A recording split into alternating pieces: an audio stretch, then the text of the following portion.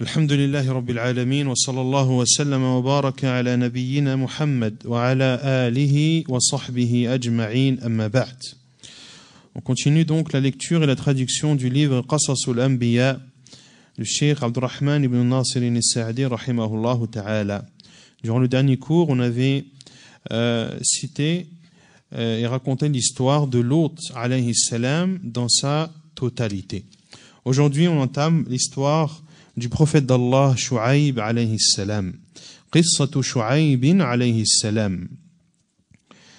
نبأه الله وأرسله إلى أهل مدين وكانوا مع شركهم يبخسون المكاييل والموازين ويغشون في المعاملات وينقصون الناس أشياءهم فدعاهم إلى توحيد الله ونهاهم عن الشرك به وأمرهم بالعدل في المعاملات وزجرهم عن البخس في المعاملات وذكرهم الخير الذي أدره الله عليهم والأرزاق المتنوعة وأنهم ليسوا بحاجة إلى ظلم الناس في أموالهم وخوفهم العذاب المحيط في الدنيا قبل الآخرة فأجابوه ساخرين وردوا عليه متهكمين فقالوا يا شعيب أصلاتك تأمرك أن نترك ما يعبد آباؤنا أو أن نفعل في أموالنا ما نشاء إنك لأنت الحليم الرشيد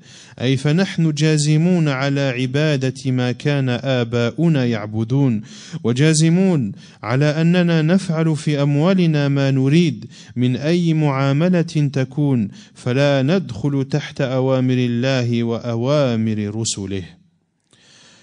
L'histoire de Shu'aib alayhi salam.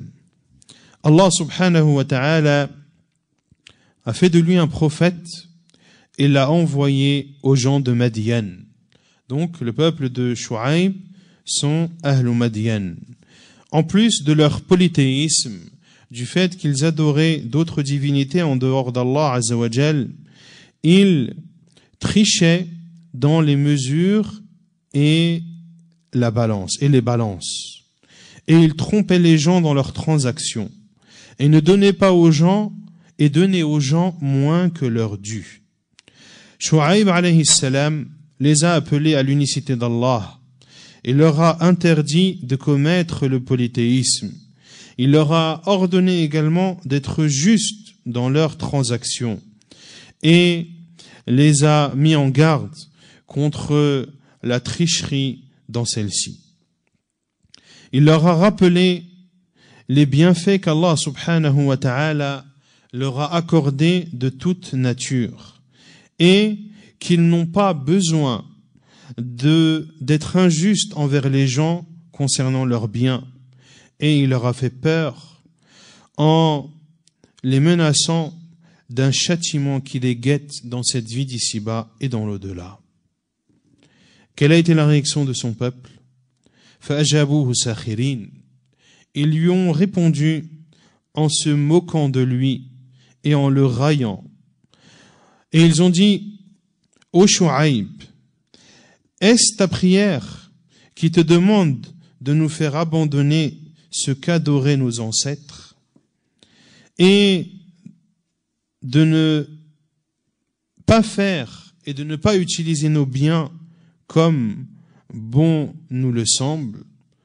Innaka la anta al-halim ar-rashid. Est-ce toi l'indulgent et le droit? C'est-à-dire que nous avons décidé de persister et d'adorer ce que nos ancêtres adoraient.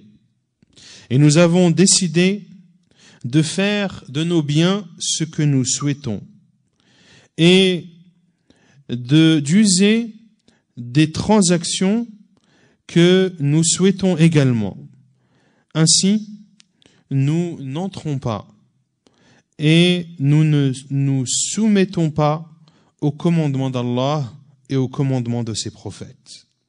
فقال لهم يا قوم أرأيتم إن كنت على بينة من ربي ورزقني منه رزقا حسنا أي أغناني الله وما أريد أن أخالفكم إلى ما أنهاكم عنه أي ما نهيتكم عن المعاملات الخبيثة وظلم الناس فيها إلا وأنا أول تارك لها مع أن الله أعطاني ووسع علي وأنا محتاج إلى المعاملة ولكني متقيد بطاعة الله إن أريد في فعلي وأمري لكم إلا الإصلاح أي أن تصلح أحوالكم الدينية والدنيوية ما استطعت وما توفيقي إلا بالله عليه توكلت وإليه أنيب ثم خوفهم أخذات الأمم التي حولهم في الزمان والمكان فقال ويا قوم لا يجرمنكم شقاقي أن يصيبكم مثل ما أصاب قوم نوح أو قوم هود أو قوم صالح وما قوم لوط منكم ببعيد. Puis il leur a dit فقال لهم ô mon peuple, voyez-vous si je me base sur une preuve évidente émanant de mon Seigneur, et s'il m'attribue de sa part une excellente donation, je ne veux nullement faire ce que je vous interdis. C'est-à-dire, ce que je vous interdis d'accomplir et de commettre comme transaction mauvaise et comme injustice envers les gens, lorsque je vous interdis de faire cela, je suis le premier à les délaisser. Malgré qu'Allah Azza wa Jal m'ait comblé de ses bienfaits et qu'il m'ait élargi la pourvoyance, je suis tout de même dans le besoin d'accomplir des transactions. Mais je me soumets dans ces transactions à l'obéissance de mon Seigneur. Et je ne veux dans mon acte, c'est-à-dire dans le fait de les appeler à tout cela. Et je ne veux dans cela, dans le fait que je me soumets à l'ordre d'Allah et dans mes commandements que je vous adresse, je ne veux dans cela que la réforme et que votre situation mondaine et religieuse soit réformée, et ceci autant que je le peux. وَمَا تَوْفِيقِي إِلَّا بِاللَّهِ عَلَيْهِ تَوَكَّلْتُ وَإِلَيْهِ أُنِيبُ. Et ma réussite ne dépend que d'Allah. C'est en lui que je place ma confiance et c'est vers lui que je reviens repentant. Puis Shu'aib alayhi salam a fait peur à son peuple en leur rappelant la finalité des communautés qui étaient proches d'eux, que ce soit proche dans le temps ou dans le lieu. Il leur a dit, alayhi salam, ô mon peuple, que votre répugnance et votre hostilité à mon égard ne vous entraînent pas à encourir les mêmes châtiments que le peuple de Nuh, ou le peuple de Hud, ou le peuple de Salih, et le peuple de Lot n'est pas très éloigné de vous. Et le peuple de Lot n'est pas très éloigné de vous, le peuple de Lot qui a été exterminé par Allah Azza wa Jal peu de temps avant qu'Allah Azza wa Jal n'envoie Shu'aib à son peuple.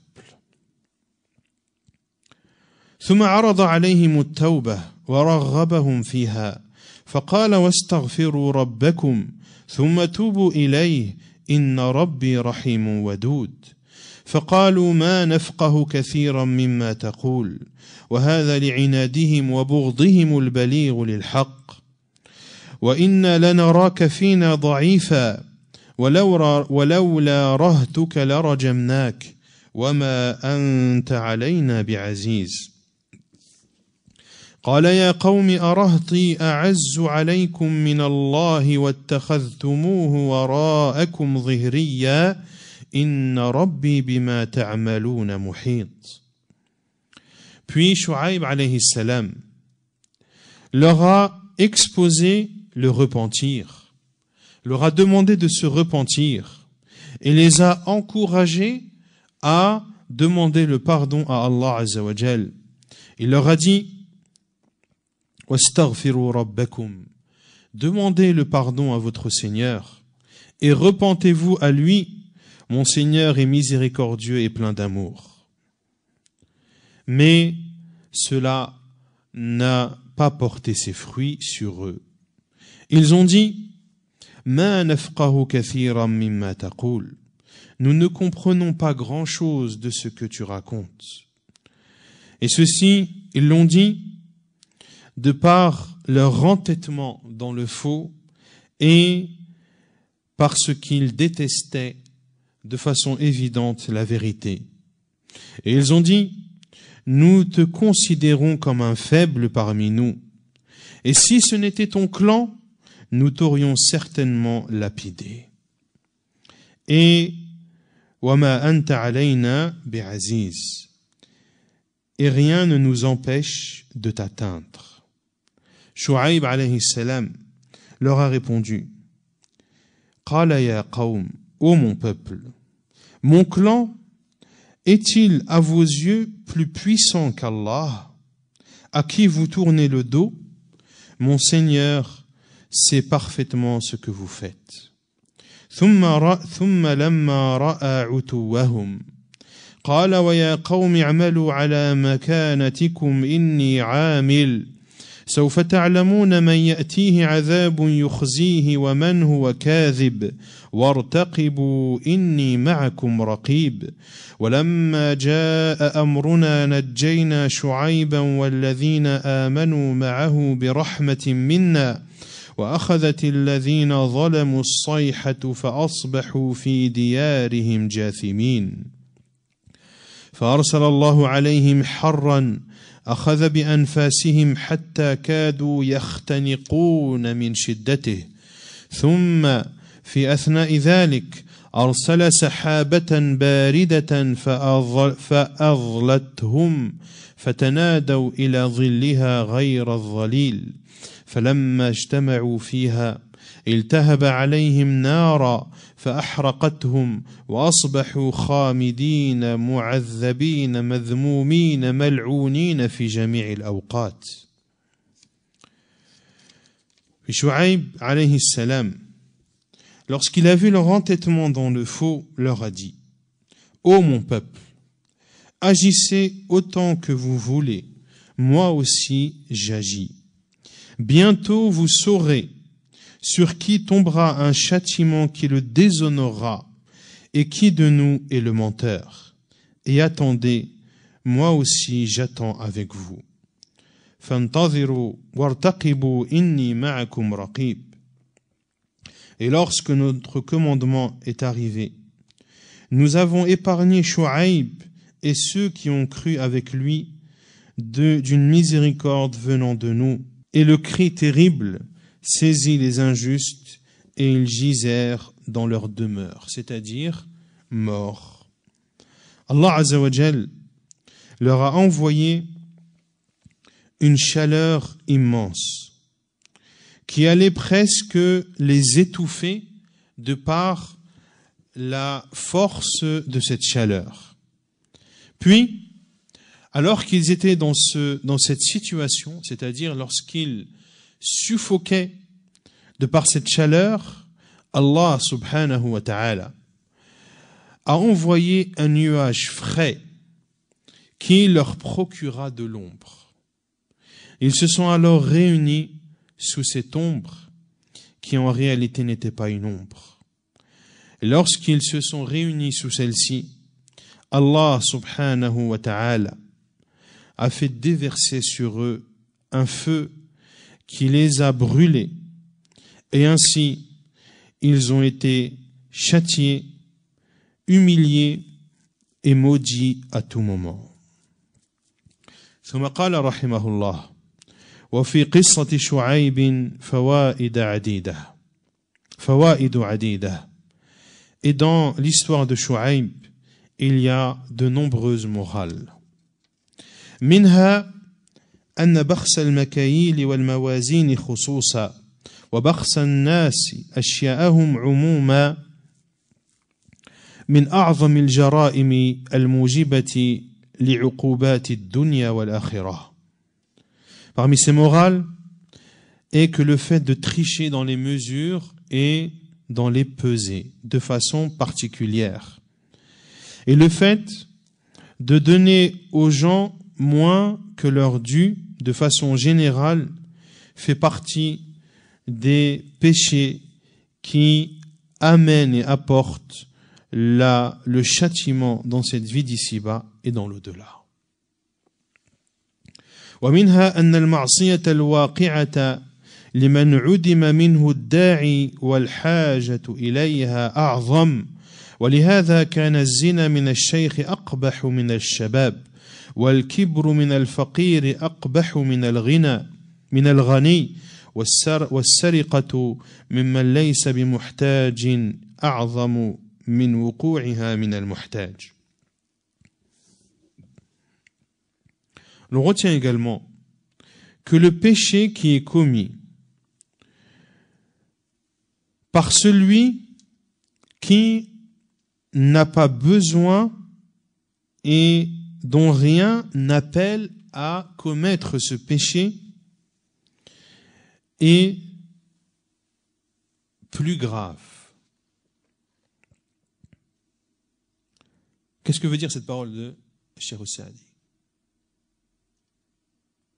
Que celui qui commet un péché alors qu'il n'a pas forcément besoin de le commettre, que cela est plus grave.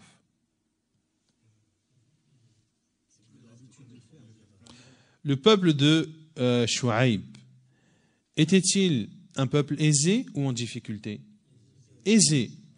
Malgré cela, il trichait dans les mesures et dans les balances et ne donnait pas aux gens leur dû, alors qu'ils n'avaient pas besoin. S'ils étaient dans le besoin, si c'était un peuple pauvre, cela aurait été moins grave. Pour cela que Cheikh Saadi dit, et c'est pour cela que le vieillard qui fornique est plus grave que le jeune, que le pauvre orgueilleux est plus grave que le riche. Car le riche, sa richesse, le fait qu'il se sente au-dessus des autres, c'est ce qui l'amène à faire preuve d'orgueil. Or, le pauvre qui est démuni, qu'est-ce qui l'amène à être orgueilleux, qu'il reste modeste, comme Allah Azza wa Jal a fait de lui une personne modeste. Et de même que celui qui vole, alors qu'il n'a pas besoin, alors qu'il n'est pas dans le besoin, est pire que celui qui vole, qui est dans le besoin. Pour cela que Cheikh Saadi rahimahullah dit, et il est rapporté dans le hadith, rapporté dans le sahih de l'imam Muslim, selon Abu Hurairah radiyallahu anhu, où le prophète sallallahu alayhi wa sallam a dit thalathatun la yukallimuhumullahu yawm al-qiyamah wa la yuzakkihim wa fi riwaya wa la yanzuru ilayhim wa lahum adhabun alim shaykhun zanin wa malikun kadhab wa a'ilun mustakbir. Il dit sallallahu alayhi wa sallam, 3 types de personnes, Allah ne leur adressera pas la parole le jour du jugement. Il ne les purifiera pas. Et dans une version, il ne les regardera pas et ils auront un châtiment douloureux, le vieillard fornicateur, le roi menteur et le pauvre orgueilleux. ولهذا قال شعيب لقومه إني أراكم بخير أي بنعم كثيرة فأي أمر أحوجكم إلى الهلع إلى ما بأيدي الناس بطرق محرمة. Pour cela que Shu'aib a dit à son peuple, je vous vois dans l'aisance, inni arakum bi khayr, c'est-à-dire que vous jouissez de nombreux bienfaits. Qu'est-ce donc qui vous met dans ce besoin d'accourir vers ce que les gens possèdent et de prendre les biens des gens d'une façon interdite?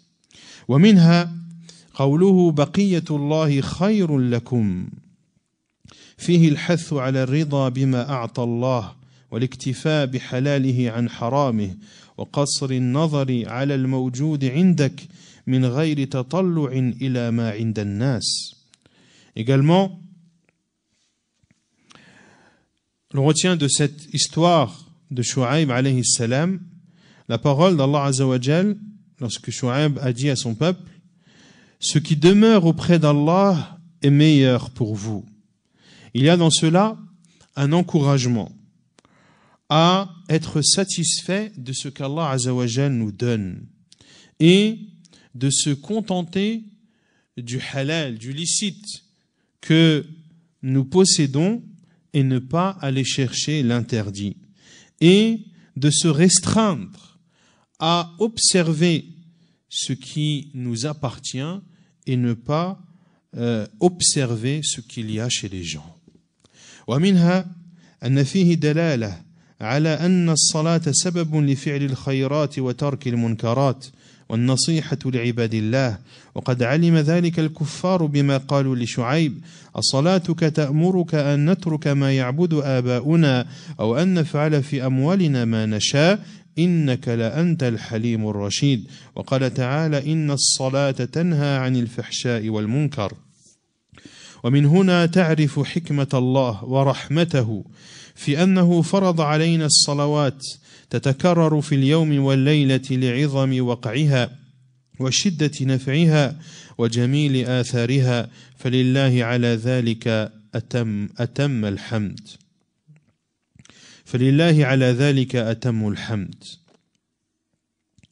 On retient également de cette histoire qu'il y a une preuve que la prière est une cause qui amène à faire le bien et à délaisser le mal. Et les mécréants du peuple de Shu'aib ont eu connaissance de cela, savaient cela lorsqu'ils ont dit à Shu'aib: est-ce ta prière qui t'ordonne de nous ordonner de délaisser ce qu'adoraient nos ancêtres et de ne pas faire avec nos biens ce que nous souhaitons? Tu es innaka la anta al-halimu ar-rashid. Est-ce toi l'indulgent et le droit? Et Allah Azza wa Jal dit dans Surat Al-Ankabut, la prière interdit la turpitude et le mal. Inna as-salata tanha 'anil fahsha'i wal munkar. Et ainsi, tu sais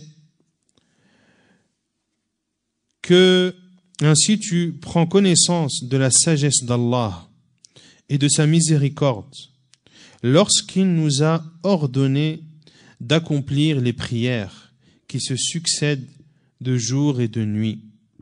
Car cette prière a une immense importance. Elle a une grande utilité et elle apporte et en découle de belles conséquences. Ainsi, nous louons Allah Azza wa Jal pour cela.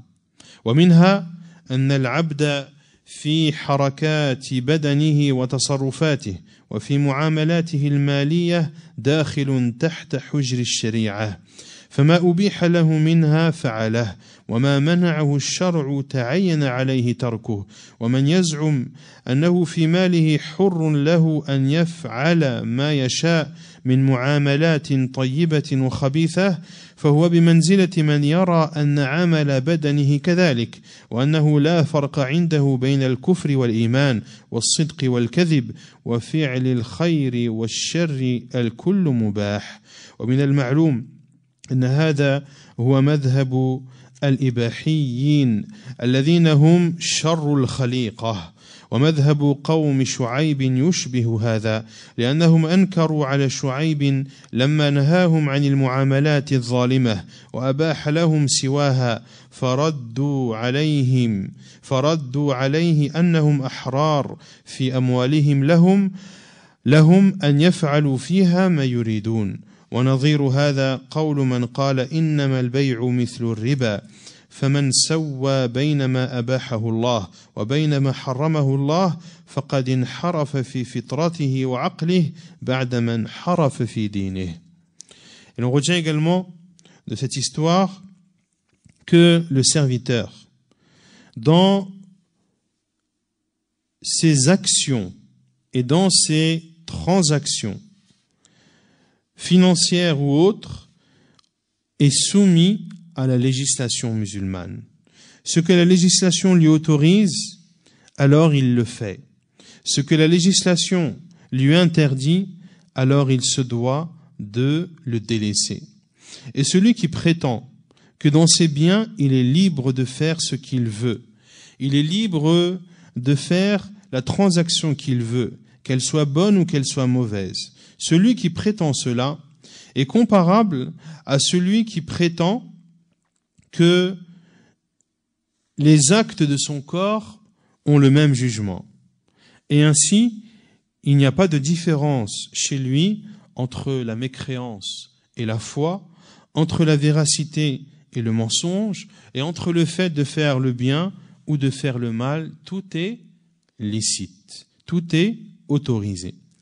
Ainsi, celui qui dit que moi, mes biens, j'en fais ce que je veux, et qui ne sont pas soumis à la charia, celui-là, il est similaire à celui qui dit qu'il fait ce qu'il veut de façon générale, et que celui qui veut être mécréant peut le faire comme celui qui veut être croyant peut le faire, que tu peux mentir comme tu peux dire la vérité, tu peux faire le bien comme tu peux faire le mal, tout est autorisé. Si tu t'exclus d'être soumis à la législation dans tes biens, qu'est-ce qui t'empêche alors, en suivant ton raisonnement, d'exclure tous tes actes de la soumission à cette législation? Et Cheikh Saadi dit, et il est connu que cela est le courant de pensée des libertaires, qui sont, comme le dit Cheikh Saadi, hum sharrul khaliqa, qui font partie des pires des créatures. Et le peuple de Shu'aib a suivi cette voie, car ils ont renié et rejeté et répondu à Shu'aib lorsqu'il leur a interdit d'accomplir des transactions injustes, et que Shu'aib leur a autorisé les transactions qui sont licites. Donc Shu'aib alayhi salam n'a pas dit toutes les transactions sont interdites. Non, il y a des transactions qui sont interdites, mais beaucoup d'autres sont autorisées. Ils ont répondu à Shu'aib qu'ils étaient libres de faire ce qu'ils veulent de leurs biens. Et similaire à cela, la parole qui a été dite, ceux qui ont dit innamal bay'u mithlu riba, que la vente est comme l'usure. Celui donc qui met au même piédestal ce qu'Allah Azza wa Jal a autorisé et ce qu'Allah Azza wa Jal a interdit, celui-là, sa nature saine a dévié, sa raison a dévié après que sa religion est déviée. ومنها أن الناصح للخلق الذي يأمرهم وينهاهم من تمام قبول الناس لقوله أنه إذا أمرهم بشيء أن يكون أول الفاعلين له وإذا نهاهم عن شيء كان أول التاركين لقول شعيب وما أريد أن أخالفكم إلى ما أنهاكم عنه. On retient également de cette histoire que celui qui conseille les créatures, celui qui leur dirige des ordres et des interdits, pour que les gens acceptent entièrement ses directives et sa parole, lorsqu'il leur ordonne de faire une chose, il doit être le premier à la mettre en pratique. Et lorsqu'il leur interdit une chose, il doit être le premier à la délaisser. Car Shu'aib a dit à son peuple, je ne veux nullement faire ce que je vous interdis.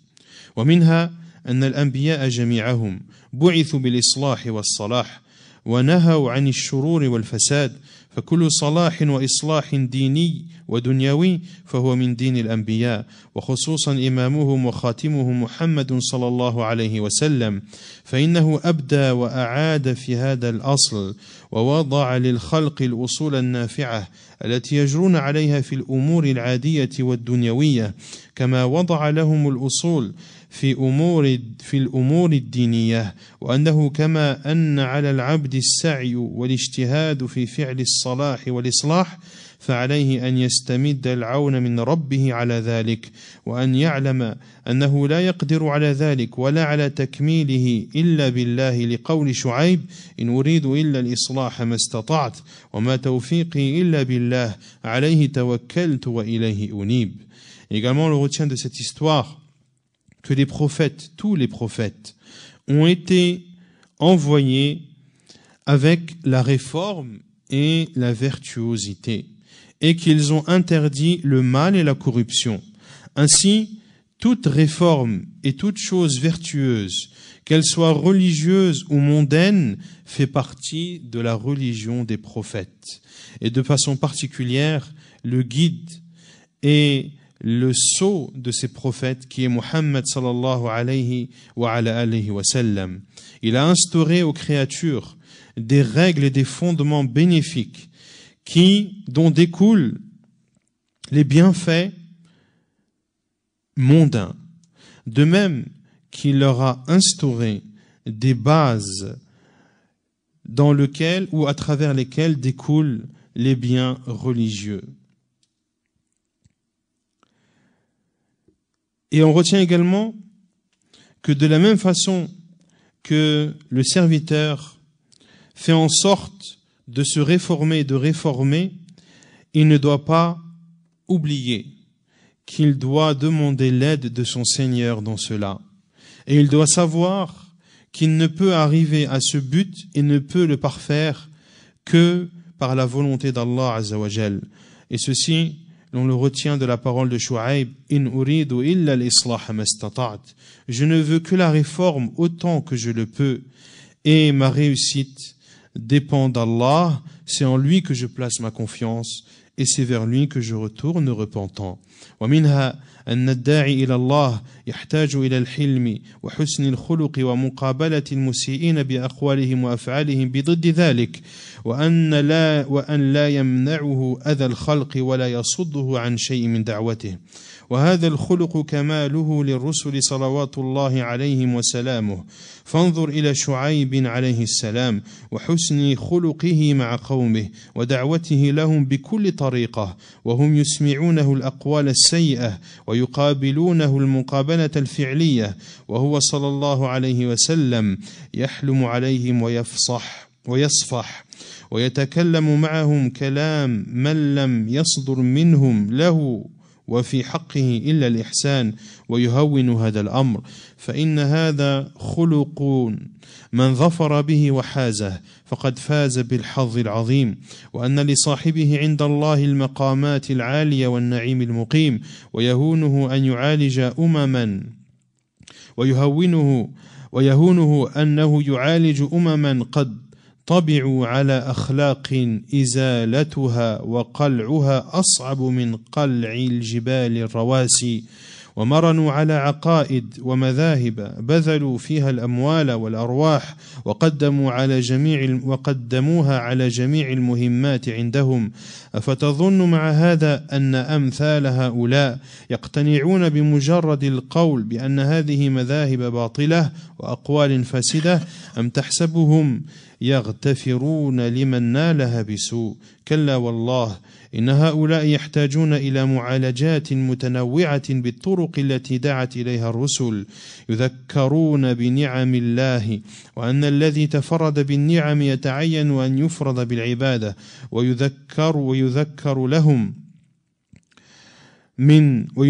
لهم من تفاصيل النعم ما لا يعد ولا يحصى ويذكرون بما في مذاهبهم من الزيغ والفساد والاضطراب والتناقض المزلزل للعقائد الداعي إلى تركها ويذكرون بما بين أيديهم وما خلفهم من أيام الله ووقائعه بالأمم المكذبة للرسل المنكرة للتوحيد ويذكرون بما في الإيمان بالله وتوحيده ودينه من المحاسن والمصالح والمنافع الدينية والدنيوية الجاذبة للقلوب المسهلة لكل مطلوب ومع هذا كله فيحتاج الخلق إلى الإحسان إليهم وبذل المعروف وأقل ذلك الصبر على أذاهم وتحمل ما يصدر منهم ولين الكلام معهم وسلوك كل سبيل حكمة معهم والتنقل معهم في الأمور بالاكتفاء ببعض ما تسمح به أنفسهم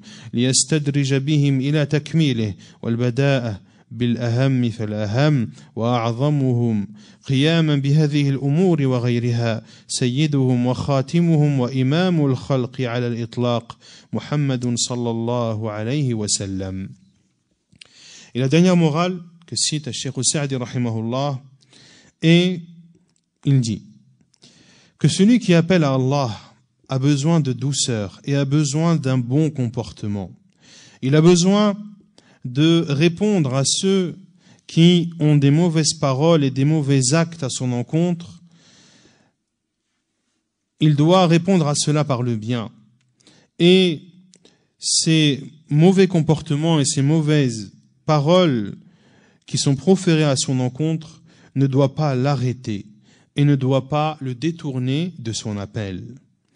Et ce comportement, ce sont les prophètes d'Allah Azza wa Jal qui l'ont obtenu de façon parfaite. Puis il dit, rahimahullah, regarde donc Shu'aib alayhi salam et le bon comportement qu'il a eu vis-à-vis de son peuple, la façon par laquelle il les a appelés. Il les a appelés à Allah Azza wa Jal de différentes façons, alors que eux ne lui faisaient entendre que de mauvaises paroles et lui faisaient voir de mauvais comportements. Shu'aib alayhi salam persistait dans sa douceur vis-à-vis d'eux et de son indulgence à leur égard. Il leur parlait comme s'ils étaient bienfaisants envers lui. Et celui qui obtient et celui qui possède un tel comportement a gagné une part immense. Et il aura auprès d'Allah subhanahu wa ta'ala les hauts degrés et des délices éternels. Et celui qui a un tel comportement pourra raisonner des peuples qui ont eu l'habitude ou qui ont eu pour habitude des comportements. Ils ont été habitués à des mauvais comportements de telle sorte que d'enlever ces comportements de ces personnes et de ces peuples est aussi dur que d'arracher une montagne ancrée. Et ils ont eu l'habitude, et ils se sont habitués à des fausses croyances. Ils ont dépensé pour ces croyances leur argent, leur âme, et ils font précéder ces croyances devant toute chose. Penses-tu, Cheikh Sa'di dit, penses-tu que face à des personnes comme celle-ci, penses-tu qu'ils vont être convaincus par la simple parole qui leur serait dite que leur voix est fausse et que leurs paroles ne sont pas bonnes?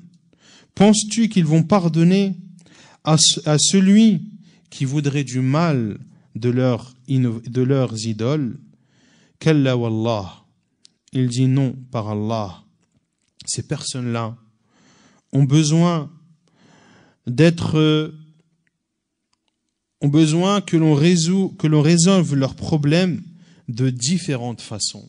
Les façons qu'ont utilisées et à laquelle ont appelé les prophètes. Puis Cheikh Sa'di énumère ces façons. Premièrement, de rappeler à ces peuples les bienfaits d'Allah sur eux, et qu'Allah subhanahu wa ta'ala est le seul qui les a comblés de ses bienfaits, et donc c'est le seul qui mérite d'être adoré, et de leur rappeler les détails de ces bienfaits dont ils jouissent, qui sont en réalité des jouissances qui ne peuvent être énumérées tellement elles sont nombreuses. Ce peuple, on doit lui rappeler ce que comporte leur religion comme déviation, comme corruption et comme contradiction, et ceci viendra déstabiliser leurs croyances et les amener ainsi à la délaisser ou à les délaisser. Ce peuple, l'on doit lui faire rappeler ce qu'il y a devant eux et ce qui les attend et ce qui les a précédés comme châtiment d'Allah subhanahu wa ta'ala, et que des communautés avant eux qui ont également traité de mensonges et de menteurs leurs prophètes, des communautés qui ont également comme eux renié le tawhid, ont subi le châtiment d'Allah azza wa jal. Un tel peuple, l'on doit leur rappeler ce qu'il y a dans la foi en Allah azza wa jal. L'on doit leur rappeler les bienfaits de la religion d'Allah et de l'unicité d'Allah azza wa jal. On doit leur faire rappeler les bienfaits religieux et les bienfaits mondains de cette croyance en Allah azza wa jal qui attirera leur cœur vers cette religion. Ajouté à tout cela, l'on doit faire preuve de bienfaisance envers eux. L'on doit leur apporter du bien.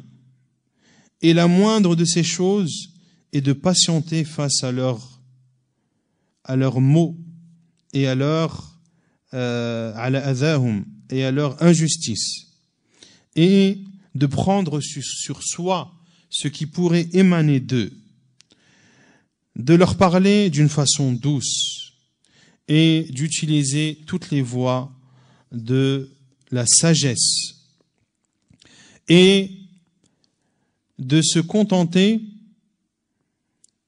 de ce que leur âme accepte jusqu'à les amener petit à petit à la perfection, et également de commencer par les choses les plus importantes, puis de les faire suivre par les choses moins importantes. Puis Cheikh Saadi rahimahullah conclut en disant: et celui qui a le mieux accompli cela, celui qui a le mieux mis en pratique toutes ces choses, est le maître et leur maître, le maître des prophètes, leur sceau, celui qui les a clôturés, le guide des créatures, Muhammad sallallahu alayhi wa ala alihi wa sallam. C'est lui sallallahu alayhi wa sallam qui a le mieux mis en pratique toutes ces directives et toute cette façon d'appeler un peuple à Allah azza wa jal et à l'adoration de lui seul azza wa jal sans ne rien lui associer. ونكتفي بهذا القدر وسبحانك اللهم وبحمدك أشهد أن لا إله إلا أنت أستغفرك وأتوب إليك.